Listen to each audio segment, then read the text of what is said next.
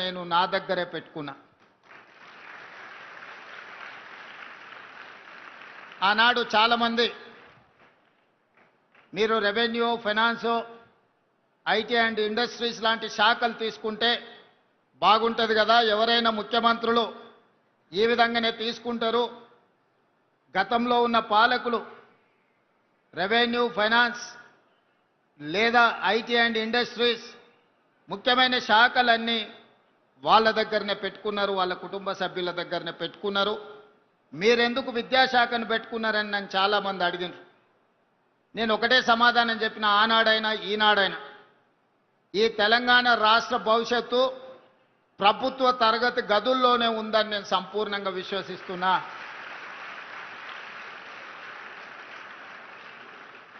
కొట్లాడి తెచ్చుకున్న తెలంగాణ, వందలాది మంది పిల్లలు త్యాగాలు చేసి తెచ్చుకున్న తెలంగాణ, ఎవరు ఫాలో చేయడం, అసమర్థులు పరిపాలనలో ఉండడం శాశ్వతంగా ఈ తెలంగాణకు తీరని నష్టం చేకూరుస్తుంది.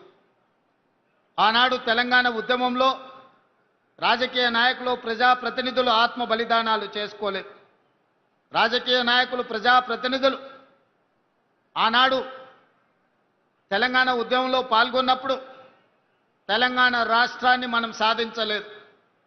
ఎప్పుడైతే తెలంగాణ విద్యార్థులు ఉస్మానియా కాకతీయ యూనివర్సిటీల విద్యార్థులు ఉద్యమ బాట పట్టినరో, తెలంగాణ నినాదాన్ని అందుకున్నారో, గల్లీ గల్లీలో జయ జయ తెలంగాణ నినాదాన్ని వినిపించినరో, ఆనాడే రాష్ట్ర కేంద్ర ప్రభుత్వాలు దిగివచ్చి తెలంగాణ రాష్ట్రానికి చట్టబద్ధత కల్పించి తెలంగాణ రాష్ట్రాన్ని ఏర్పాటు చేసింది.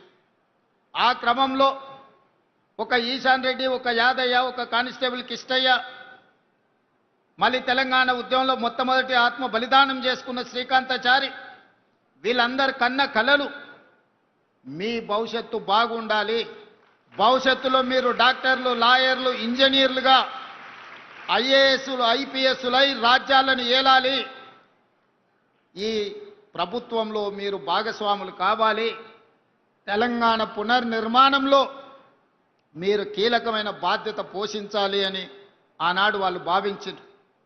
మరి ఆ త్యాగాలకు గుర్తింపుగా, ఆ త్యాగాలను గౌరవించడానికి అవసరమైన ప్రణాళికలు 10 సంవత్సరాల నాటి ప్రభుత్వం చేపట్టలేదు.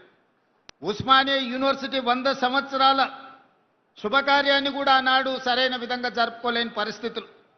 యూనివర్సిటీలో ఉన్న మౌలిక వసతులే కాదు, గ్రామీణ ప్రాంతాలలో ఉండే సింగిల్ టీచర్స్ నుంచి ప్రభుత్వ పాఠశాలల వరకు, అంగన్వాడీ నుంచి మొదలు పెడితే ఎక్కడ చూసినా నిర్లక్ష్యం, నిర్లక్ష్యం, నిర్లక్ష్యం. ఈ నిర్లక్ష్యం పేదలకు విద్యను దూరం చేసి, పేదలకు విద్య ఎప్పుడైతే దూరమైందో వ్యసనాలకు బానిసలుగా మారి వ్యసన పరుల తెలంగాణగా మారే పరిస్థితులు దాపురించినాయి.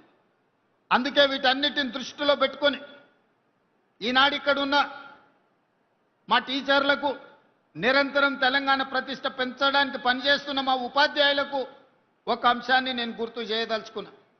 ప్రభుత్వ పరంగా 26,000 పాఠశాలలు ఉంటే ఈ 26,000 పాఠశాలల్లో 18 లక్షల మంది విద్యార్థులు చదువుకుంటున్నారు.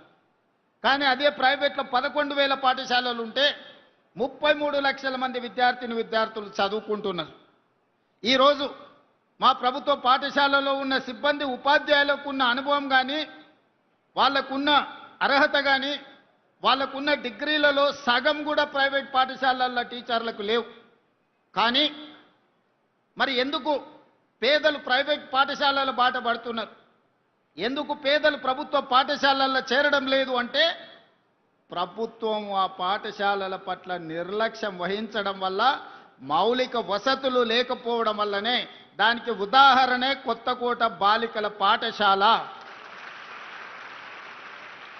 2023 కంటే ముందు ఇక్కడున్న పరిస్థితులు 350 మంది స్టూడెంట్స్ చదువుకునే ఈ పాఠశాల హైవేలో ఉన్న కొత్తకోటలో, చైతన్యం ఉన్న కొత్తకోటలో కనీసం పిల్లలను చదివించడానికి తరగతులు గదులు లేకున్నా, గొప్ప గొప్ప నాయకులుగా చెప్పుకునే వాళ్ళు, ఇంటి పేరు నీళ్లను పెట్టుకున్నోళ్ళు, కానీ చదువుల గురించి ఒక్కసారి కూడా ఆలోచన చేయలే.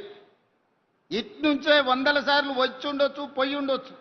కానీ ఏ ఒక్క రోజు కూడా ఈ ప్రభుత్వ బాలికల ఉన్నత పాఠశాలలో తరగతి గదులు ఉన్నాయా, పేదోళ్ళ పిల్లలు ఎట్లా చదువుకుంటున్నారని ఆనాటి ప్రభుత్వం ఆలోచన చేయలే.